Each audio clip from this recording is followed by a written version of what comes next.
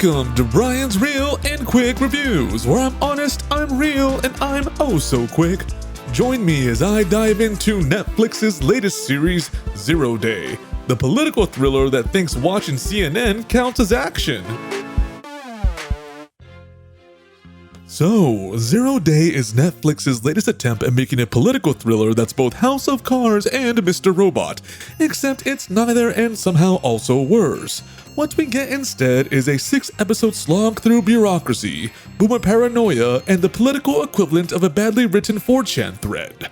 It's a show that really wants to be smart, but mostly just points at real-world problems like a toddler pointing at a spilled sippy cup. So let's start with the good, or rather the potentially good. Robert De Niro plays George Mullen, a retired one-term president who gets yanked out of his post-presidency memoir writing, his legacy polishing, and probably golfing existence to lead a commission investigating a cyber attack that shuts down America for 1 whole minute. And somehow in that 60 seconds, 3,000 people die, which, okay, I have questions. And naturally, the hackers threaten a second attack, so it's up to Mullen and his elite team of bureaucrats to figure out who's responsible before America goes full-on purge mode. Sounds compelling, right? Well, it could have been if the show didn't get distracted with so much pointless filler. Instead of, solving the cyber attack, we get endless roundtable discussions, slow burn non-reveals, and a lot of very serious people staring at news broadcasts that add zero new information. The show spends so much time making sure we understand the stakes that it forgets to actually raise them. It's like watching someone explain how a chess game works while never making a move. And look, if you're going to make a thinly veiled political drama, at least have the courage to go all in. Instead, Zero Day plays it coy. And it desperately, and I mean desperately, wants you to connect the dots to the real-world figures, but it does it in the most ham-fisted way possible. De Niro's Mullen? Why, he's a mix of Biden's public persona and Hollywood's idealized version of what a good president should be. Angela Bassett plays President Evelyn Mitchell, a historic first black female president who might as well have Kamala stitched into her power suit, but oops, she barely gets any screen time. And Jesse Plemons, who plays Roger Carlson, a troubled but cunning insider with Tucker Carlson energy. Oh, and what about Lizzie Kaplan as Mullen's daughter? Well, she's basically AOC if she swapped policy discussions for cyber terrorism. Look, every character is a political reference you can recognize in about 2 seconds, but the show never does anything interesting with them.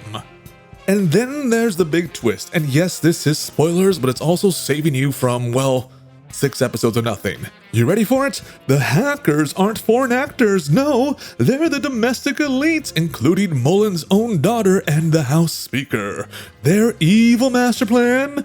Cause a national catastrophe to unify the country. Okay, that's a bit like burning down your house to solve your bad Wi-Fi. And the worst part is, Zero Day treats this like a mic drop moment, when most of the audience probably saw it coming about, 5 episodes ago. And visually, the show is sleek, but it's way too dark. Literally. If you try watching this in a well-lit room, congrats, you're now listening to a radio drama. And let's talk about pacing, shall we? Every episode teases some big break in the case, only for it to amount to nothing. Arrests are made, suspects are tortured, and in the end, oops, wrong guy, see you next episode for more of the same. It's a rinse and repeat cycle that turns what could have been a tight-gripping political thriller into a bloated, frustrating slog. And yet, through all the mess, the actors still give it their all. De Niro does his best with a script that saddles him with grief, guilt, and possibly dementia, but the writing never fully lets him just go for it. Plemons is fantastic, but his character is given just enough intrigue to be interesting without ever paying it off. Kaplan is a standout, balancing her role as both devoted daughter and domestic conspirator, but even she can't save a finale that fumbles everything it was building towards. At 6 episodes, Zero Day somehow still feels too long, which is usually a sign that it should have just been a movie, or better yet, not made at all.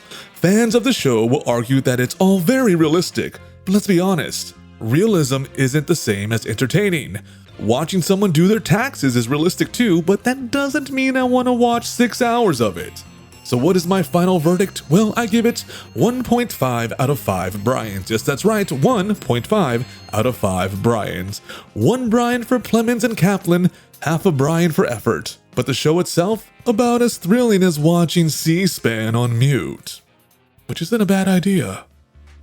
Thank you for listening to my episode on Zero Day. I appreciate it. Please like, please share, please give us 5 stars and tell your friends about us. I would really, really appreciate it from the bottom of my heart. And until next time, you will be you, I will be me, and we will be we. And who knows, maybe there will be a one day. Get it? Okay, toodaloo.